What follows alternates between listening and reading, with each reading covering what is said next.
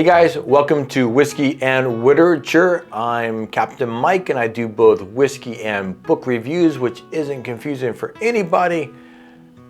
But tonight it's about the whiskey. We're talking ASM, American Single Malt Whiskey, which has been on this shelf and available for numerous decades now, but it's remained a niche part of the overall whiskey availability and market in the United States.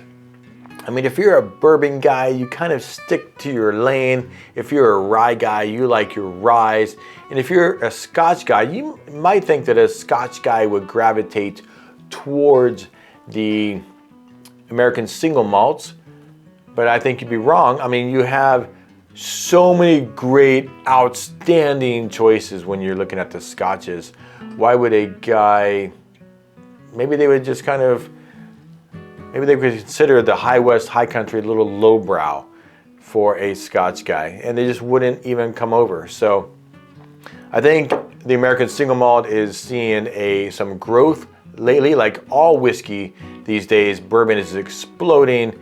People are interested in the drink now, and so I think this American single malt segment of the market is growing. A lot of guys I know, they're not really whiskey nerds, and they couldn't even tell you the difference between a bourbon and a rye necessarily, much less a single malt, or even know that a single malt is a product on the shelf at their local liquor store. I'm not bagging on them. I mean, I've only been drinking whiskeys for possibly 4 years, and if I weren't a High West fan and hadn't been through a couple bottles of the High Country, honestly, I would not have tried an American single malt any more than maybe 3 or 4 months ago. And I've been through a couple, full disclosure, I've been through a couple bottles of the High Country, and I didn't really even understand what I was drinking. Like a lot of the guys that I know, I just thought, wow, this is very different profile than this standard High West whiskey. They're all such high rye whiskeys for the most part. This is just a very departure. It's a big departure from the typical High West profile. But that's been my experience with the American single malts so far, up until maybe about a month or so ago when I picked up the Stranahans, and recently when I was in Kentucky, I picked up the Clermont Steep, which is Jim Beam's foray into the American single malt market. If you want to see the video that I did there from Kentucky and the 11 bottles that I picked up over 3 days, I'll link that in the description below. But let's talk about, before we get to the whiskeys here, what is an American malt whiskey, not a single malt, and what is an American single malt whiskey? So an American malt whiskey, kind of like bourbon, is required to have, legally, to have 51% corn and other requirements, and a rye whiskey needs to have 51% rye in it. An American malt whiskey is required to have 51% malted barley in the mash bill. So I bought this bottle when I was looking at American single malts, not really looking at the mash bill and understanding that a straight malt is different than a single malt. So they kind of fooled me here, and it's not bad whiskey. I'm happy to take a sip of this, but this is a straight, it says on the bottle, Kentucky Straight Malt Whiskey, 45.2 ABV, and this is 51% malted barley, 47% corn, and 2% rye. So this would not qualify for the proposed requirements for an American single malt whiskey. So does not meet the requirements. Last year, a proposal was put to the TTB for requirements to be labeled American single malt. To the best of my knowledge, that has not been legally enacted or made into a law, but the TTB is looking at those regulations, and hopefully before too long we'll make it a legal requirement to be labeled, at least the proposed definition of American single malt: 100% malted barley, mashed, fermented, distilled, aged in the United States in oak casks, not to exceed capacity of 700 liters, distilled to no more than 160 proof, and bottled at no less than 80 proof. So Woodford Reserve, the American straight malt whiskey, would not meet those requirements. I picked this bottle up a couple of months ago.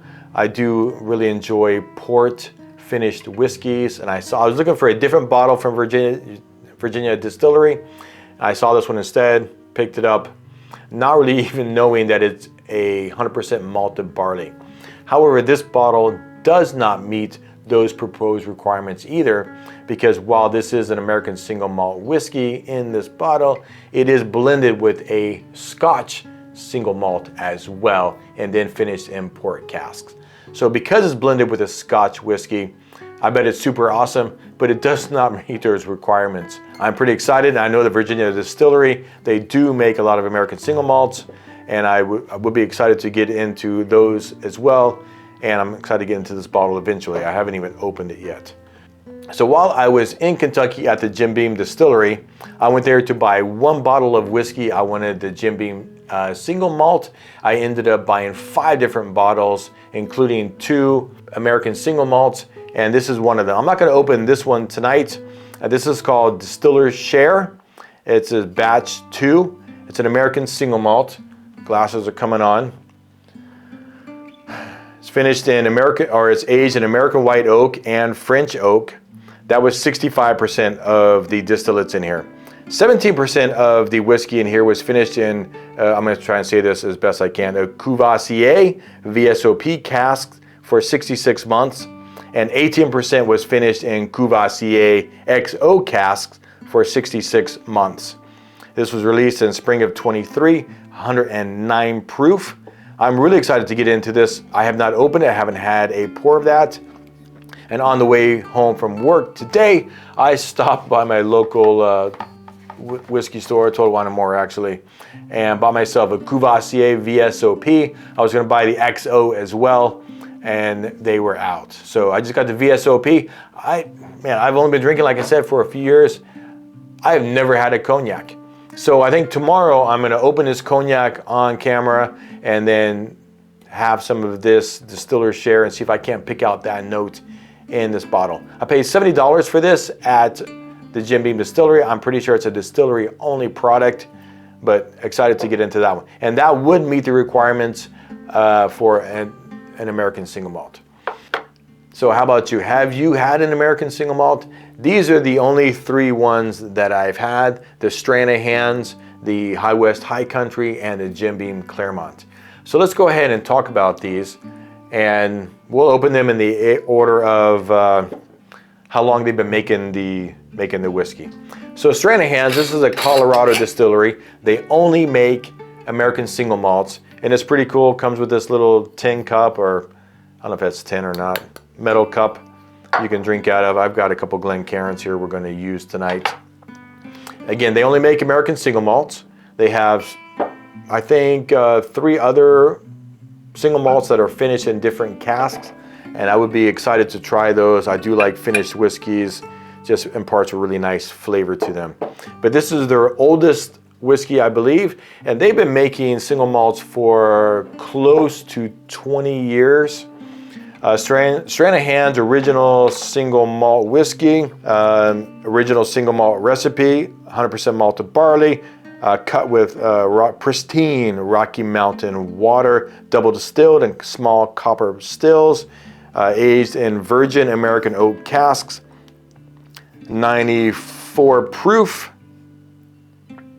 I paid $54.99 for the bottle, and you can see I'm about halfway through it, and man, I do really like this whiskey. And as we go through these, let's see, this one and the Clermont were both aged in brand new virgin oak casks. The High West High Country was aged in both virgin casks and second use, so used casks. As far as age statement on the Stranahan's, I don't think it says anything on the label here, but on their website, it says this contains, he says each bottle of this contains whiskey that are 4, 5, 6, and 7 years old. So I think that's pretty nice. And they're all non-chill filtered, which is something I've just been reading about lately and learning. I've seen reviews and guys are talking, this is non-chill filtered and what that means as opposed to chill filtered. So Again, as kind of a newer whiskey guy, it's something I'm still learning, and I'm excited about that as I learn more and more things about it and the importance of having a non-chill filtered whiskey. In fact, I don't even know of a benefit of having a chill filtered whiskey. I don't even know why they would do that, other than what they were talking about, how maybe your whiskey gets cloudy. I'll just read this real quick. On the back of the Clermont Steep, at low temperatures, you might see particles or a little cloudiness in the liquid. We call this flock and haze, and it is a natural feature of unfiltered whiskey. So I guess that's the only reason, perhaps, that distilleries would chill filter the whiskey, is that maybe guys who understand what's happening aren't bothered. They're actually happy to have that. That just tells you that you have a nice whiskey. Whereas if you don't get that, maybe if you're not such a whiskey nerd and you see that cloudiness, that haze, you might think there's an issue with the whiskey. That's probably why these mass market produced whiskeys are chill filtered. So anyway, Stranahan's original single malt whiskey. Cheers. It's a nice nose. I really like it.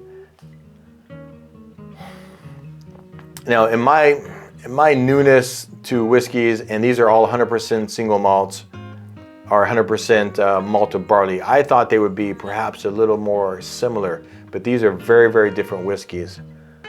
It's a nice nose. There's almost no burn on it. Just a hint of sweetness and some grain. Perhaps a touch of fruitiness, but man, cheers. It's a nice whiskey.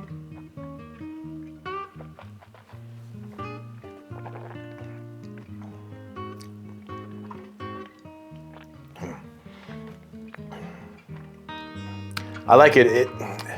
After that first just initial hit on my palate, I have a pepper or peppery note.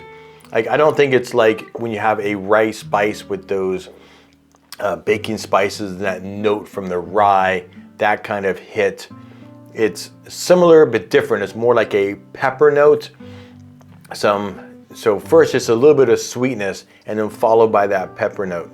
And I actually really like the Stranahan's. It is great. Again, that non-chill filtered. I think what that really does is it gives a nice mouthfeel to a whiskey, a little bit more, I don't want to say oily, not oily, it's not the right word. Thicker, is that a good word? A little thicker, I guess I don't have the right word to describe it. Thicker, heavier maybe, perhaps. It's a nice heavy whiskey, and it lingers a little bit longer on the finish.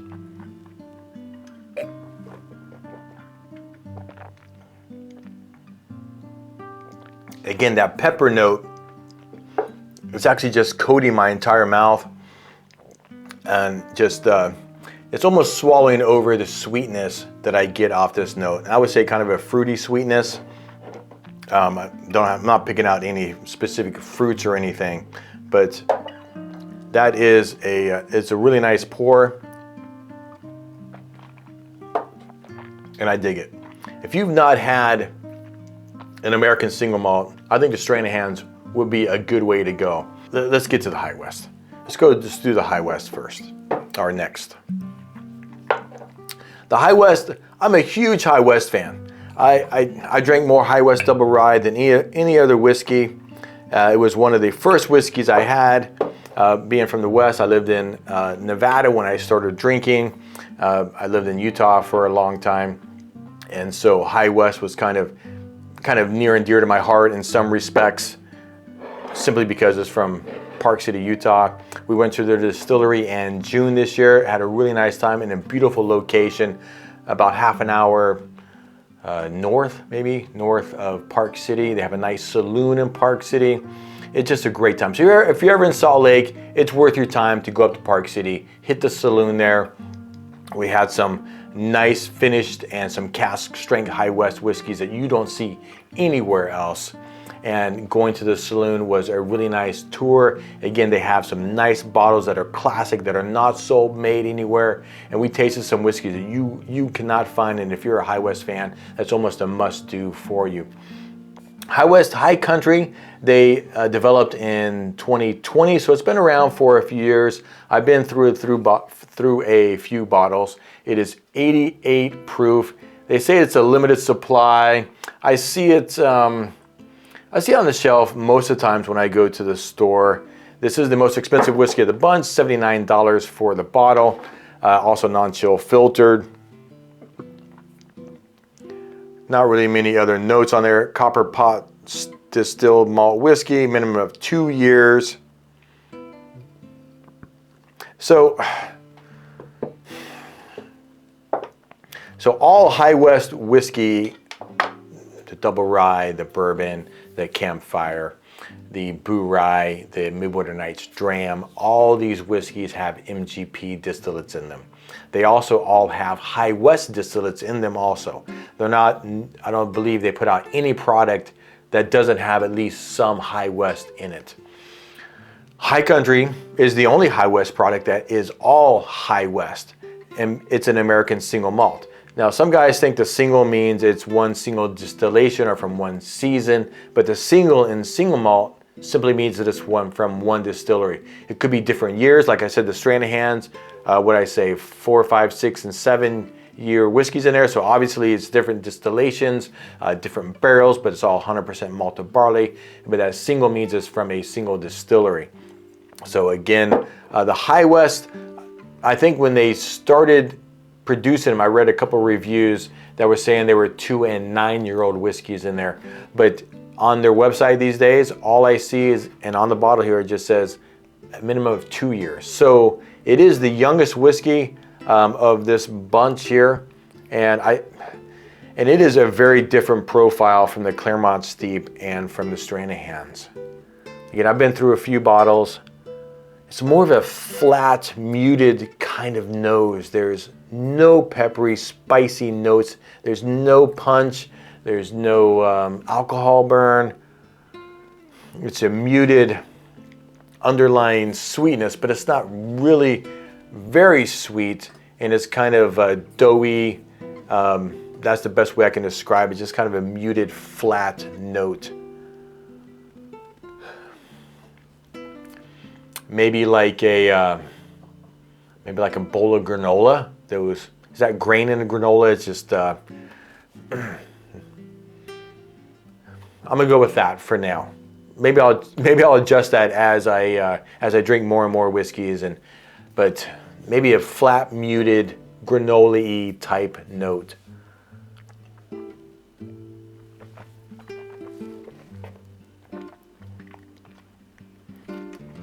Again, on the palate, there's no kick, there's no spice, there's no alcohol burn, there's nothing that's really hitting you. It's just this kind of soft, doughy sweetness. So at Thanksgiving in Utah, at least, rolls are a big thing. Everyone goes buys these frozen rolls, and they let them rise, before Thanksgiving, and they cook them, and you just have this smell permeating through the house. They're not biscuits, they're rolls, and they're super amazing. So if you've ever experienced Rhodes rolls, you know what I'm talking about. But that's what the High West High Country reminds me on the palate. It's this soft, doughy dough. Yeah, roll. Yeah, I'm describing this awesomely, aren't I?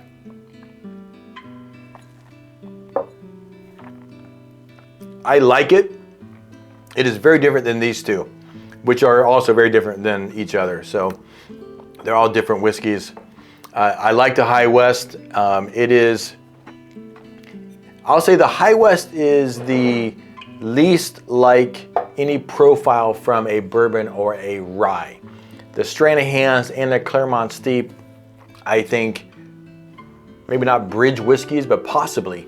So like if you're used to those notes that you get in the ryes and the bourbons, perhaps you can find some of those same notes in these two whiskeys. And I don't think you're going to find that necessarily in the High West. So perhaps if you really like your bourbons, maybe you should go with one of these to kind of bridge your way into an American single malt as opposed to the High West. I'm a big fan of High West and I love their products, but it's not really a gateway whiskey between those two, or a bridge whiskey. Does that make sense? So Clermont Steep, let's talk about this bottle. So in the past few decades, the American single malt scene has been dominated primarily by craft distilleries, smaller distilleries and whiskey producers. I don't think Stranahan's is a small distillery. I don't know how big they are. I mean, I go to any of my local liquor stores here and I think I can find bottles of Stranahan's and multiple expressions that they have. High West, same thing. I mean, High West is, I would say, a medium large producer these days. After the Constellation purchase in 2016, they paid $160 million, I believe, for High West, and they're trying to recoup their investment, and so they're doing that by producing more whiskey. I mean, High West is in basically every state and 20 countries. It is a large distillery these days, but it's not a mega distillery with this history and this hugeness like Jim Beam. So Clermont Steep was developed under the guidance of Freddie No, their 8th master distiller. Just a quick side note, I do believe that Jack Daniel's also is a mega distillery, and they are producing an American single malt. Correct me if I'm wrong, but the American single malt that Jack Daniel's produces, I've only ever seen it in their triple mash. I've never seen that as a standalone product. If you have, feel free to comment, let us know below. I would love to find something like that if they ever release a single malt as a standalone whiskey. So, but as far as I know, and I really haven't deep dived it, but I haven't seen any. But Clermont Steep developed under the guidance of Freddie No. So he did Little Book, I think, and so he's also developed this as kind of his mark on Jim Beam. So when I was in Kentucky, again, I went to go buy the single barrel, ended up buying the Clermont Steep and the distiller's share. Freddie No was there. I had him sign a couple of my bottles, and then I caught wind that Freddie was coming to Tampa Bay here in different areas in Florida, basically stumping for Clermont Steep, or explaining, trying to present it and kind of pushing it out into the public, because there hasn't been a great appetite for American single malt. So I think they're working to make an awareness to the general whiskey community that this is out there now. So Clermont Steep, let's see what it says here. Malted barley, American single malt whiskey, 47 ABV, column stilled, non-chill filtered, defined by the process and the place. Just as a single malt couldn't exist without steeping the grain, Clermont Steep, and Clermont where they distill it, we couldn't exist without Clermont, Kentucky, heartland of American whiskey. Grain, 100% hand-selected malted barley, and I believe that 20% of it is Golden Pilsner malted barley. It's aged 60 months in new American oak only. Warm toasted grain, hints of caramel. So I think it's exciting that Jim Beam, a large producer, is stepping into the market. And I think we're going to see more awareness of the single malts coming out in the future. I think as well that Clermont Steep is going to be kind of like their base of the single malts for Jim Beam. And things like this distiller's share are little experiments they do to see how they work. So they took, it's not exactly Clermont Steep because the American single malt that was finished in the oak casks is younger than what's in the Clermont Steep here. But they took essentially what is Clermont Steep and finished it in cognac cask.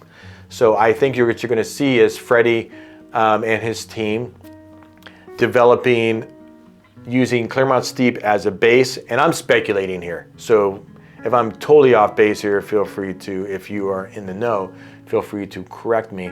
But I believe Clermont Steep is going to kind of be the base. And then they're going to do other I could see maybe a high proof Clermont Steep. They could finish it in cognac cask and sherry cask and port cask and rum cask and do different things with it. They can do a triple mash, kind of like the High West Campfire and the Jack Daniel's triple mash. Well, let's put some Clermont Steep in a triple mash. Put it in with their rye and with their bourbon, and see how a blend like that goes. I think this is a part of the future of Jim Beam, and it's going to kind of allow them to grow a whole nother segment of their brand. So I'm excited about it. Jim Beam is growing on me. I really enjoyed doing their tour there. I thought it was fantastic. If you go to Louisville and Kentucky and want to do some of the Bourbon Trail, I don't know how you can do it without doing an iconic brand like Jim Beam. But Clermont Steep. And I paid $59.99 for this bottle. I bought it in Kentucky and I thought, cool. And then I come back home here to Florida. I took all the trouble to buy this there and transport it back here to Florida. And I can see it on my whiskey shelves here for MSRP at my local liquor stores, at Total Wine & More, and everywhere else. So you can probably find this wherever you get Jim Beam. So again, cheers. Again, all three of these whiskeys are very different. I like the Clermont Steep as well, as much as I like the other two whiskeys. It's a very different nose. It's maybe more sweet than the Stranahan's. So there's some of that doughiness that I get from the High West as well. Perhaps a sourdough or that roll kind of note. Perhaps a hint of that caramel as well. It's a little different note than the High West and the Stranahan's.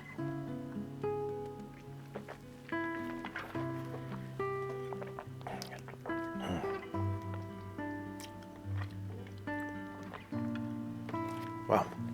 So even more than the Stranahan's, this has a peppery note to it. Though it's not like a pepper or peppercorn or certainly the rye. It's a different pepper hit to me, and I'm not sure which pepper it is, but it's not like a pepper, but it's like more like a spicy pepper, and it's just kind of, again, coating my entire palate there.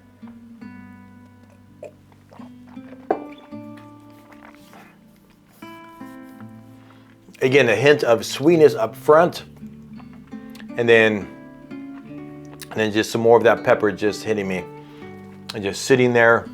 I don't think it has as nice a mouthfeel as the Stranahan's. The finish is just a little shorter. In fact, let's go in again.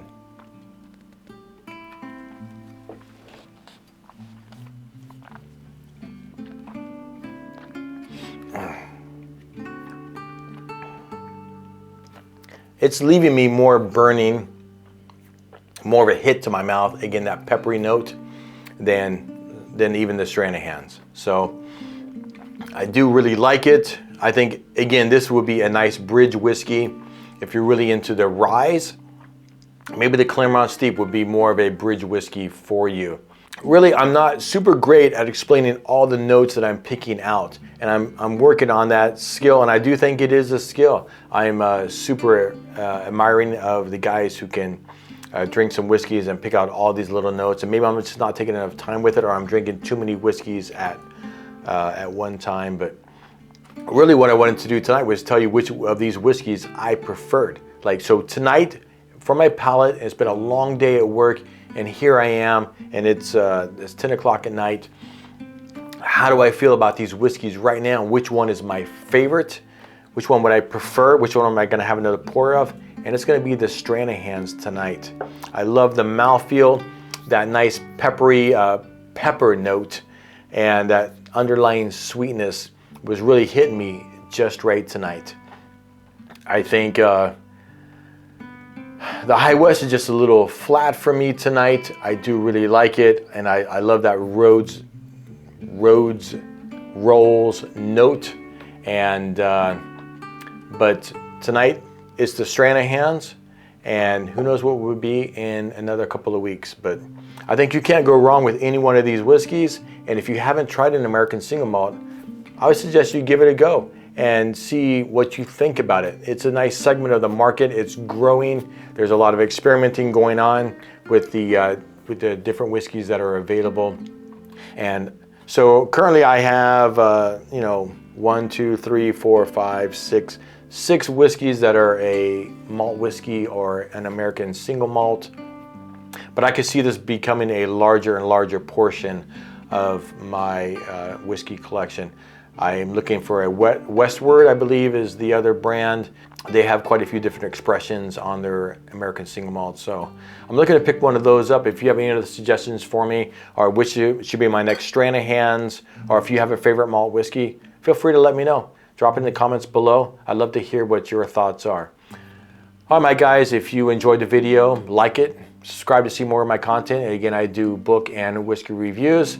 And for now, I hope you're reading something good and drinking something great. Turn the pages, my friends, and stay thirsty. Captain Mike.